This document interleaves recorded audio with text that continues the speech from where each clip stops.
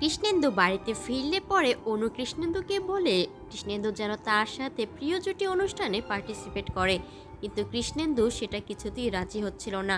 কৃষ্ণেন্দু বারবার বলছিল এই সব অনুষ্ঠানে যাওয়াটা একদমই ঠিক হবে না, আর তোমার শরীর এমনিতেই ভালো নেই, সেটা কি তুমি ভুলে গেছো? কিন্তু অনু বলে আমি একদম ঠিক আছি, আমার কোনো সমস্যা হবে না, প্লিজ তুমি রাজি হয়ে যাও। আমি সবাইকে দেখাতে চাই তুমি কতটা ভালো স্বামী, আমার জন্য তুমি ঠিক কতটা উপযুক্ত। অনুর বারবার বলাতে কৃষ্ণেন্দু তখন রাজি হয়ে যায়। তখন অনু খুবই খুশি হয়ে যায় আর বলে আমি জানতাম তুমি আমার কথা কিছুতেই ফেলতে পারবে না। অপর সিনে দেখা যায় অনুষ্ঠানটি বাড়ির বাহিরে হবে, অনুর বারবার যেতে আসতে সমস্যা হয়ে যাবে, তাই দিদুন বলে অনুষ্ঠানটা যেন তাদের বাড়িতেই হয়, তাই অনুষ্ঠানটা তাদের বাড়িতেই আয়োজন করা হয়। উপস্থাপিকা তার উপস্থাপনা করতে থাকে, সে বলে এই আয়োজন করা হয়েছে এতে করে দেখা যাবে কোন জুটি সব থেকে বেশি পারফেক্ট, আর সেই জুটি পেয়ে যাবে নগদ 10 লক্ষ টাকা। এই অনুষ্ঠানের মাধ্যমেই দেখা যাবে কার স্বামী কাকে ঠিক কতটা ভালোবাসে। শুরুতে যে খেলাটা হবে সেটা হবে বরের চোখ বাঁধা থাকবে, সে চোখ বাঁধা অবস্থায় হাত স্পর্শ করে তার বউ কোনটা সেটা খুঁজে বের করবে, আর যে সঠিকভাবে বলতে পারবে যে সেটাই তার বউ, তবেই সে এই রাউন্ডের বিজয়ী বলে ঘোষণা হবে। তো আপনারা সবাই তৈরি তো? আমি এখন যাদের যাদের নাম বলবো তারা জুটি হয়ে সবাই মঞ্চে উঠবেন। এরপর উপস্থাপিকা সবার নাম অ্যানাউন্সমেন্ট করতে থাকে, তারা এক এক করে মঞ্চে উপস্থিত হয়। এদিকে দেখা যায় হ্যারি তার জুটি হিসেবে গৌরীকে নিয়ে উপস্থিত হয়েছে, তারা নাম লিখিয়েছে।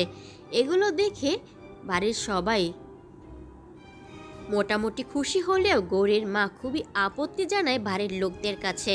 তখন দিদুন বলে আরে ওরা পোলাপান মানুষ, আমার বাড়ি দিয়া সবাই মিলা কি সুন্দর অনুষ্ঠানে অংশগ্রহণ করতেছে, আর ওরা করব না এটা কেমন হয়, করুক না একটু মজা, কি হয়েছে তাতে। এরপর অনুষ্ঠান শুরু হয়ে যায়, বরগণ চোখ বেঁধে তাদের বউকে খোঁজার চেষ্টা করে, কিন্তু প্রথম জনই ভুল বলে। এরপর হ্যারির পালা হলে হ্যারি চোখ বাঁধা থাকলেও সে নিচ থেকে দেখার চেষ্টা করলে সবাই সেটা বুঝে যায়, আর হ্যারিকে তখন চিটিং বাজের দায়ে প্রথম খেলা থেকে আউট করে দেওয়া হয়। সেখানের দুইজন মহিলা বলে তারা দেখেছে চিটিং করতে, নিচ থেকে সবটা দেখছে হ্যারি, কিন্তু হ্যারি স্বীকার না করলেও উপস্থাপক উপস্থাপিকা জানায় যে তারাও এটা দেখেছে। সো হ্যারি এই প্রথম রাউন্ডে আর অংশ নিতে পারবে না। তখন গৌরীর মা জানায় দেখলেন তো মাসিমা, প্রথম খেলাতেই কেমন চিটিংবাজি করে ধরা খেয়েছে, এ আবার কি কাজই বা করবে। তখন পরমজিৎ গৌরীর মাকে উল্টো শাসানো শুরু করে দেয়। দিদুন তাদের শান্ত করার চেষ্টা করে। অপরদিকে এরপর অন্য পার্টিসিপেটকে মঞ্চে ডাকলে সে চোখ বেঁধে সবার হাত স্পর্শ করে তার ওয়াইফের হাত খুঁজে পায়, সে জিতে যায়। পাখি তখন তাকে অভিনন্দন জানায়, তখন সে বলে এই রাউন্ডে তো আমরাই জিতবো, আসলে আমাদের ভালোবাসা খুবই মজবুত, আমরা একে অপরকে খুবই ভালোবাসি। তখন পাখি মনে মনে ভাবে জয় মাতারা জয় মাতারা, অর্ণবাবু যেন আমার হাতটা ঠিক খুঁজে পায়। অপর সিনে দেখা যায় কৃষ্ণেন্দুর পালা। কৃষ্ণেন্দু সবার হাত ধরে কোনটা অনুর হাত সেটা খুঁজছে, আর এরই মধ্যে সে পাখির হাত ধরে বলে এই রাজরানী। তখন সে চোখ খুলে দেখে সে আসলে পাখির হাত ধরেছে আর পাখিকে রাজরানী বলছে। পাখি তখন বলে কি কৃষ্ণেন্দুবাবু, আপনি ভেবেছিলেন অনুদির সেন্টের ঘ্রাণে আপনি তাকে খুঁজে বের করবেন, কিন্তু একই সুগন্ধি তো আমিও গায়ে মেখেছি, তাই আপনি সেই সুগন্ধির ঘ্রাণে আমাকেই আপনার রাজরানী বলছেন। শুনুন, আপনি যে অনুদিকে একদমই ভালোবাসেন না সেটা কিন্তু আমি ভালো করেই জানি, আর এরপর আস্তে আস্তে অনুদিও সবটা জেনে যাবে, আপনি একদম চিন্তা করবেন না। কৃষ্ণেন্দু তখন অনুর কাছে গিয়ে বলে দেখো রাজরানী, আমি বুঝতে পারিনি, আমার ভুল হয়ে গেছে আসলে। তখন অনু বলে ঠিক আছে, কি এমন হয়েছে, এতে এত মাফ চাওয়ার কি আছে। অপর সিনে দেখা যায় পরমজিৎ বলছে দামানজি এগুলো কি করছে। এরপরে অরণ্যর পালা। অরণ্য কারো হাত না ছুঁয়েই এক এক করে সবার সামনে দিয়ে হেঁটে যাচ্ছে আর পাখির উপস্থিতি বোঝার চেষ্টা করছে। সে পাখিকে পেরিয়ে গৌরীর সামনে গিয়ে দাঁড়ায়, এরই মধ্যে আবার সে পা পিছনে দিয়ে পিছিয়ে পড়ে। এরপর পাখির সামনে দাঁড়িয়ে বলে দিস ইজ পাখি, এরপর সে চোখ খুলতেই দেখে সে একদম ঠিক বলেছে। এদিকে পাখিও অবাক হয়ে যায়, কারো হাত না ছুঁয়েই এভাবে সামনে দাঁড়িয়ে উপস্থিতি কিভাবে টের পাওয়া যায়। পাখি খুবই খুশি হয়ে যায়, এ রাউন্ডে সে জিতে গেছে। উপস্থাপক উপস্থাপিকা বলে, বাহ অরণ্য সিংহ রায়, আপনি তো কারো হাত না ছুঁয়ে কাউকে স্পর্শ না করেই আপনার ওয়াইফকে ঠিক চিনে নিয়েছেন। এই রাউন্ডে আপনারা পেয়ে যাচ্ছেন +10। এরই মধ্যে শেষ হয়ে যায় 545 নম্বর এপিসোডের পরবর্তী এপিসোড 546 নম্বর এপিসোডে আমরা দেখতে পাই উপস্থাপিকা অরণ্যর সামনে মাইক ধরে বলে, আমাদের একটু বলবেন এভাবে কাউকে স্পর্শ না করে কিভাবে আপনি আপনার ওয়াইফকে খুঁজে পেলেন। তখন অরণ্য বলে, এ তো কয়েকজন মাত্র, যদি শতলোকের ভিড়েও পাখিকে চিনে নিতে হয় আমি ঠিক চোখ বন্ধ করে ওকে চিনে নিতে পারবো। এরই মাঝে শেষ হয়ে যায় প্রথম দিনের খেলা। অপর জুটি যে জুটি জিতেছিল পাখি তাদেরকে অভিনন্দন করে বলে, তোমরাও কিন্তু খুব ভালো খেলেছো। সেও পাখিকে অভিনন্দন করে, সে জানায় এই রাউন্ডে তারা জিততে চায়। পাখি তখন বলে, দেখাই যাক। হাসতে হাসতে দুজনই সেখান থেকে নেমে আসে। এদিকে পাখি যেতে যেতে ভাবে, অরণ্যবাবু তো আমাকে এই রাউন্ডে জিতিয়েই দিলেন, তাকে তো একটা ধন্যবাদ দেওয়াই যায়। সে অরণ্যর কাছে যায় তাকে ধন্যবাদ দেওয়ার জন্য। এদিকে সে দাঁড়িয়ে শুনতে পায় অরণ্য ফোনে কথা বলছে। অরণ্য বলছে, ওর দিক ভালোভাবে খেয়াল রেখো, যেন একদম এখান থেকে না যেতে পারে, কেউ যেন টের না পায় ওখানে আছে।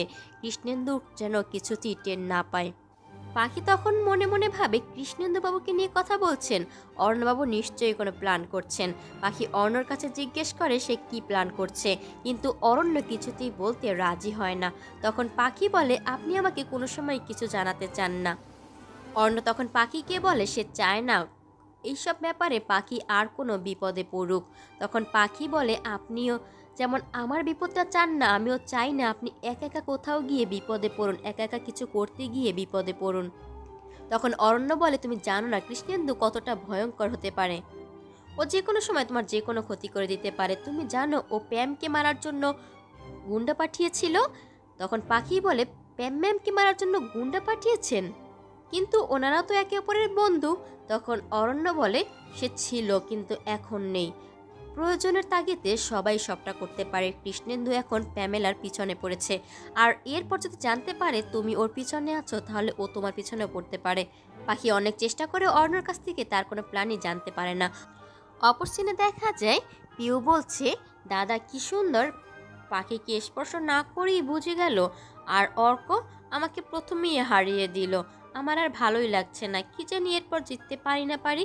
তখন দিদুন তাকে সান্ত্বনা দিয়ে বলে, এ তো একটা রাউন্ড গেল, আরও কত রাউন্ড পড়ে আছে। অনু তখন বলে, হ্যাঁ আর অনেকগুলো রাউন্ডই পড়ে আছে, এরপর এক এক করে কে জিতে কোনো ঠিক আছে। এদিকে কৃষ্ণেন্দু এইসব শুনে মনে মনে ভাবতে থাকে, তাকে এখন রাজরানীর সাথে এইসব নাটক করতে হচ্ছে, রাজরানীর সাথে এরকম ফালতু একটা কাজে তাকে জয়েন করতে হচ্ছে, যেখানে সে রাজরানীকে ভালোই বাসে না। তার জরুরি কাজে বের হতে হবে, তার বাবুকে দেখতে যেতে হবে। সে অনেক দিন যাবৎ তার বাবুকে দেখতে যেতে পারেনি, তাকে এক ফাঁকে বেরোতেই হবে। এরপর কৃষ্ণেন্দু তার বাবুর সাথে দেখা করার জন্য বের হয়ে যায়, তার জন্য খেলনা নিয়ে যায়, কিছু জিনিসপত্র নিয়ে যায়। গিয়ে সে ডাকতে থাকে, বাবু তুমি কোথায় গেলে, বাবু কোথায়, কি আমার উপর রাগ করেছো, এই দেখো তোমার জন্য কত কিছু নিয়ে এসেছি। ও বুঝেছি, আমার উপর রাগ করেছো, আমি ঠিকমতো আসিনি বলে এই আমি কান ধরছি, এরকমটা আর হবে না, দেখে যাও তোমার জন্য আমি কি নিয়ে এসেছি, দেখে যাও। এই বলে কৃষ্ণেন্দু কান ধরে উঠবোস করতে থাকে আর বাবু বাবু বলে ডাকতে থাকে, কিন্তু সে কোনো সাড়াই পায় না। সে দাঁড়িয়ে সবটা দেখার চেষ্টা করে বাবু কোথায় গেল। এরই মধ্যে তার রাখা একজন গুন্ডার লোক এসে বলে, আমরা বাবুকে খুঁজে পাচ্ছি না, অনেক খুঁজেছি, কোথায় যেন চলে গেল, আমরা কিছুই বুঝতে পারছি না। আমাদের এক লোক দেখেছে ওকে গাড়িতে করে একজনের সাথে চলে যেতে, তাকে আর ধরতে পারেনি। কৃষ্ণেন্দু তখন তাদের উপর খুব রেগে যায়, তাদের কলার ধরে তাদেরকে বলতে থাকে, আমার বাবুর যদি কিছু হয় তাহলে আমি তোদের একটাকেও ছাড়বো না, এই জন্য তোদেরকে আমি রেখেছি টাকা দিয়ে। বাবু আমার জীবনের সব কিছু, ও ছাড়া আমার কেউ নেই, ও ছাড়া আমার কেউ নেই, আমি ওকে ছাড়া বাঁচতে পারবো না। কৃষ্ণেন্দু পাগলের মতো হতাশ হয়ে যাচ্ছিল বাবু কোথায়। তখনই অরণ্য তাকে ফোন দিয়ে তাড়াতাড়ি তার সাথে দেখা করতে বলে। কৃষ্ণেন্দু তখন বলে, কি আবোল তাবোল বলছো, আমার এখন কাজ আছে, আমি ব্যস্ত আছি, আমি তোমার সাথে পরে কথা বলবো, আর ফোনটা আমি রাখছি। অরণ্য তখন বলে, তুমি ব্যস্ত কেন, আমি হয়তো বা জানি। তাই বলছি তুমি যদি এসে পড়ো তাতে তোমার লাভই হবে। কৃষ্ণেন্দু তখন মনে মনে ভাবতে থাকে বাই এনি চান্স অরণ্যবাবুকে কিডন্যাপ করেনি তো। কিন্তু আবার ভাবে না না, তা কি করে হয়, বাবুর খবর ও কি করে জানবে, ওকে তো এখানের কেউ চেনেই না, এটা কিছুতেই সম্ভব নয়। তখন কৃষ্ণেন্দু বলে এই তুমি কি আজে বাজে কথা বলছো, রাখো তো ফোনটা, আমার এখন কাজ আছে, আমি ব্যস্ত আছি। অর্ণ তখন বলে তুমি না আসলে সেটা তোমার ব্যাপার, তবে আমার মনে হয় আসলে তোমারই লাভ হবে, আমার নয়। তোমার চিন্তার কারণটা মনে হয় আমি বুঝতে পারছি, তাই তোমার ভালোর জন্যই তোমাকে আমি এখানে আসতে বলছি। তখন কৃষ্ণেন্দু বুঝে যায় যে কোনো মতে হয়তো বা অরণ্য বাবুর খবর জেনে গিয়েছে আর অরণ্যই বাবুকে নিয়ে গিয়েছে। কৃষ্ণেন্দু তখন ভাবেন না আমাকে এক্ষুনি অর্ণর সাথে দেখা করতে যেতে হবে। এরপর কৃষ্ণেন্দু অর্ণর সাথে দেখা করতে চলে যায়। অর্ণ তাকে দেখে স্বাগতম জানায় আর বলে তুমি তাহলে আসতে পেরেছ, আমার কথায় তুমি এখানে এসেছো। কৃষ্ণ তখন বলে কি বাজে কথা বলছো, তুমি আমাকে কেন ডেকেছো সেটা আগে বলো। অর্ণ তখন বলে আরে একটু শান্ত হও, কি বলতে চাইছি সেটা তো তুমি শুনলেই না। এরপর সে কৃষ্ণেন্দুকে সেই ছবিটি দেখায় যেখানে বাবু আটকা ছিল বাবুর ছবি সহ। তখন কৃষ্ণেন্দু তাকে দেখতে পায় মোবাইলের ছবির ভিতরে। অর্ণ তখন বলে কি চিনতে পারছো একে? তখন কৃষ্ণেন্দু অস্বীকার চায় যে বাবুকে সে চেনে না। তখন অরণ্য বলে ওকে আমি তোমাকে চিনতে হেল্প করছি, একজন মাথা খারাপ, ওই একটু সমস্যা আর কি, এরকম একজন একটা ক্রাইম করে ফেলেছে, এই ধরো মার্ডার।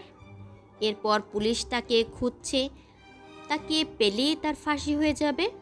তখন তার এক রিলেটিভ তাকে নিয়ে আসে অন্য একটা জায়গায়। এরপর তাকে সবার আড়ালে একটা থাকার ব্যবস্থা করে দেয়, তার দেখাশোনার জন্যও অনেক লোক ঠিক করে দেয়। কি মনে হচ্ছে এরকম ঘটনা তুমি জানো কি? কি তো কি ঘটতে চলেছে আগামী পর্বগুলিতে, পরবর্তী এপিসোডগুলি ধারাবাহিকভাবে সেই সব সবার আগে পেতে অবশ্যই আমার চ্যানেলটি সাবস্ক্রাইব করে রাখুন। ভিডিওতে লাইক কমেন্ট করতে ভুলবেন না। সকলকে অসংখ্য ধন্যবাদ।